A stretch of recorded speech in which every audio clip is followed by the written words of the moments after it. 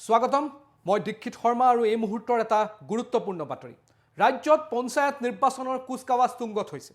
ইতিমধ্যে কাইলৈ পঞ্চায়ত নিৰ্বাচনৰ যি মনোনয়ন পত্ৰ দাখিল আছে মনোনয়ন পত্ৰ দাখিলৰ কাইলৈ অন্তিমটো তাৰিখ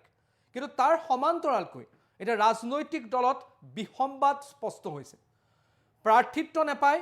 বা কোনো যদি প্ৰাৰ্থিত্ব বিচাৰিছিল বেলেগক প্ৰাৰ্থিত্ব দিয়াক লৈ অসন্তুষ্টি এতিয়া ৰাজনৈতিক দলসমূহৰ ভিতৰত দেখা পোৱা গৈছে আৰু বিশেষকৈ বৰাক উপত্যকাত কংগ্ৰেছৰ মাজত তীব্ৰ অসন্তুষ্টি দেখা পোৱা গৈছে প্ৰাৰ্থিত্ব কেন্দ্ৰিক সংঘাত দেখা পোৱা গৈছে আৰু পঞ্চায়ত নিৰ্বাচনৰ প্ৰাক্ষণত কংগ্ৰেছ দলত ভাঙুন আৰু নেতা গৈছে আন দললৈ ৰাইজৰ দললৈ গৈছে বেলেগ বেলেগ দললৈ গৈছে কিন্তু পঞ্চায়ত নিৰ্বাচনৰ প্ৰাক্ষণত এই মুহূৰ্তত কংগ্ৰেছ দলত ব্যাপক অসন্তুষ্টি স্পষ্ট হৈ পৰিছে এই মুহূৰ্তৰ এই খবৰটো আমি আপোনালোকক প্ৰথমে ফুল প্লেটৰ মাধ্যমেৰে দিব ওলাইছো পঞ্চায়ত নিৰ্বাচনৰ পূৰ্বে কংগ্ৰেছত পদত্যাগৰ জোৱাৰ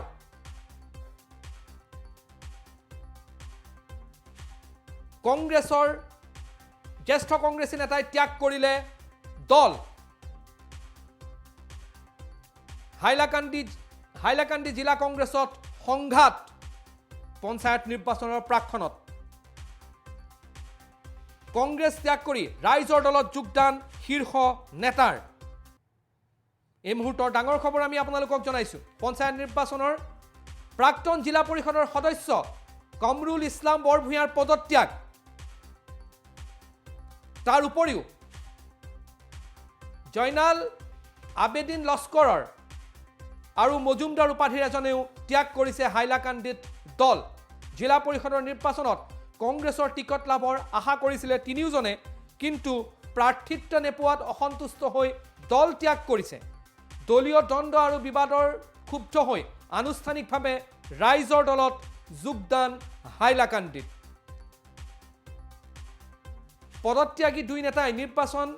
খেলাৰো ঘোষণা কৰিছে তেওঁলোকে নিৰ্বাচন খেলিব আৰু জিলা পৰিষদীয় সমষ্টিৰ বাবে তেওঁলোকে আলগাপুৰ আৰু এক অঞ্চলত তেওঁলোকে প্ৰাৰ্থিত্ব প্ৰদান কৰিব বুলি বা তেওঁলোকে খেলিব আৰু ৰাইজৰ দলে টিকেট প্ৰদান কৰিব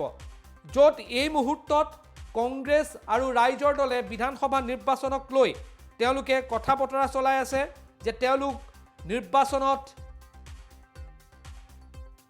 বিৰোধী মিত্ৰ শক্তি হৈ আগবাঢ়িব কিন্তু এটা পঞ্চায়ত নিৰ্বাচনত তাত বিপৰীত ছবি দেখা পোৱা গৈছে হাইলাকান্দি কংগ্ৰেছত সংঘাত প্ৰাৰ্থিত্ব নেপায় তিনি কংগ্ৰেছী নেতাই ত্যাগ কৰিলে দল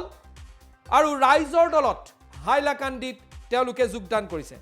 এয়া বিৰোধী ৰাজনীতিৰ বাবে এটা ডাঙৰ খবৰ যে তেওঁলোকে য'ত একত্ৰীকৰণৰ বাবে বা তেওঁলোকে মিত্ৰ শক্তিৰ বাবে যুঁজা চলাই আছে কথা বতৰা পাতি আছে তেনে প্ৰাক্ষণত কিন্তু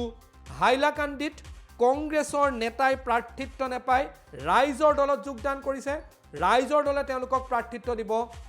এই যি পঞ্চায়ত নিৰ্বাচন আছে সঁচাকৈ এইটো এটা লক্ষণীয় ৰাজনৈতিক দিশ কংগ্ৰেছত বিসম্বাদ দল ত্যাগ কৰি ৰাইজৰ দলত যোগদান হাইলাকান্দিত মন্তব্যও আছে সেই মন্তব্য এই মুহূৰ্তত আমি আপোনালোকলৈ আগবঢ়াইছোঁ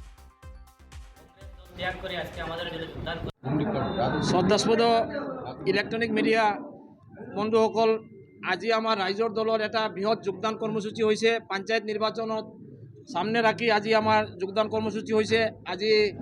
বিশেষকৈ হাইলাকান্দিৰ সিনিয়ৰ ৰাজনীতিবিদ হাইলাকান্দিৰ বয়োজ্যেষ্ঠ ৰাজনীতিবিদ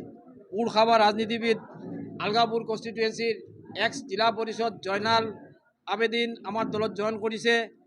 আমাক দলক ভাল পায় আদৰ্শক ভাল পায় আমাৰ দলত জইন কৰিছে এক্স জিলা পৰিষদ ৰাংগাউটি নিতাইনগৰ বৰ্তমান নাৰায়ণপুৰ বন্দুকমাৰা জিলা পৰিষদ কনষ্টিটুৱেঞ্চিত আমাৰ দলত আৰু বিশেষকৈ গোটা জিলাৰ কেইজন উদীয়মান যুৱক যিবিলাকে এপি কেণ্ডিডেটত ভোট খেলিব যিবিলাকৰ লগত পাব্লিকৰ খুব টাচ আছে সেইবিলাক মানুহ আজি ৰাইজৰ দলক বিশ্বাস কৰি ভাল পায় ৰাইজৰ দলত জইন কৰিছে আমি সিহঁতক আজি আদৰণি জনাইছোঁ আমাৰ দলৰ ফালৰ পৰা আমাৰ দলৰ লগত আছে আমাৰ দলৰ কেন্দ্ৰীয় কমিটিৰ সাংগঠনিক সম্পাদক জহিৰুদ্দিন লস্কৰ আমাৰ যুৱ বাহিনীৰ জেনেৰেল ছেক্ৰেটাৰী ছাদিক আহমদ চৌধুৰী তেখেতৰ লগত লৈ আমি আজি এই বিৰাট যোগদান সমাৰোহ আমি সম্পন্ন কৰিছোঁ আমি আশাবাদী আগামীকাল আৰু বৃহৎ সংখ্যক যোগদান হ'ব হাইলাকান্দি জিলাত ৰাইজৰ দলত এবং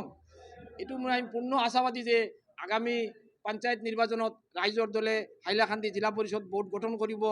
কিয়নো হাইলাকান্দি জিলাত কংগ্ৰেছৰ এই অপকৰ্ম এবং টিকেট বিক্ৰীৰ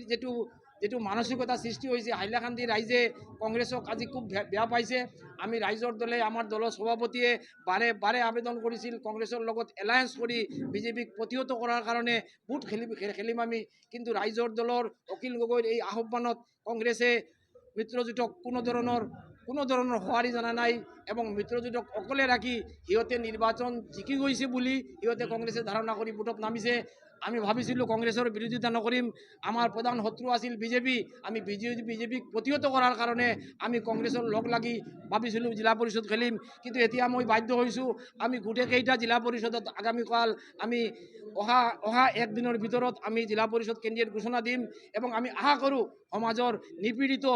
দুৰ্বল শ্ৰেণীৰ মানুহ আমাৰ লগত থাকিব, সব ধৰণৰ ৰাইজ আমাৰ লগত থাকিব, কাৰণ আমি যিবিলাক কেণ্ডিডেট ঘোষণা দি আছোঁ সেইবিলাক কেণ্ডিডেট ৰাইজৰ মাজত সদায় গ্ৰহণযোগ্যতা আছে এবং সেইবিলাক মানুহলৈ আমি আগামী দিন তীব্ৰ গণপ্ৰত্যাহ্বান গ্ৰহণ কৰি আমি ৰাইজৰ দলে জিলা পৰিষদ গঠন কৰিম, এই দৃঢ় বিশ্বাস আমাৰ আছে। 8টা সমষ্টিৰ ভিতৰত আমি এতিয়ালৈকে 5টা সমষ্টি ফাইনেল কৰিছোঁ, 5টা সমষ্টি ফাইনেল কৰি 4টা আমি ঘোষণা দিছোঁ। আমি আৰ বাদ বাকি আকৌ আমি আননেচাৰি বিজেপিক আমি ৱাকঅভাৰ নিদিম, কাৰণ পিছত বিজেপিৰ ওপৰত আমি ৰাইজৰ মানে পিছত কংগ্ৰেছে ক'ব যে ৰাইজৰ দলে বিজেপিক পাছ দিছে। এতিয়া এইটো হাইলাকান্দিত প্ৰমাণ হৈ গৈছে যে যিবিলাক কেণ্ডিডেট কংগ্ৰেছে ছেট কৰি আছে এইবিলাক আজি কিছুদিন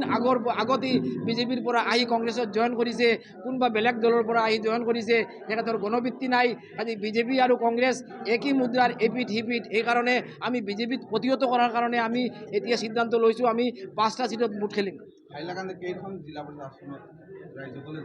আমি এতিয়ালৈকে কনফাৰ্ম হাইলাকান্দি জিলাত আমি 4খন জিলা পৰিষদ আমি দখল কৰিম, এইটো আমি ফাইনেল, এইটোত কোনো কম্প্ৰমাইজ নহ'ব এবং 4খন জিলা পৰিষদেই হাইলাকান্দিৰ ৰাইজে আমাক ভোট দিব, এইটো আমাৰ দৃঢ় বিশ্বাস।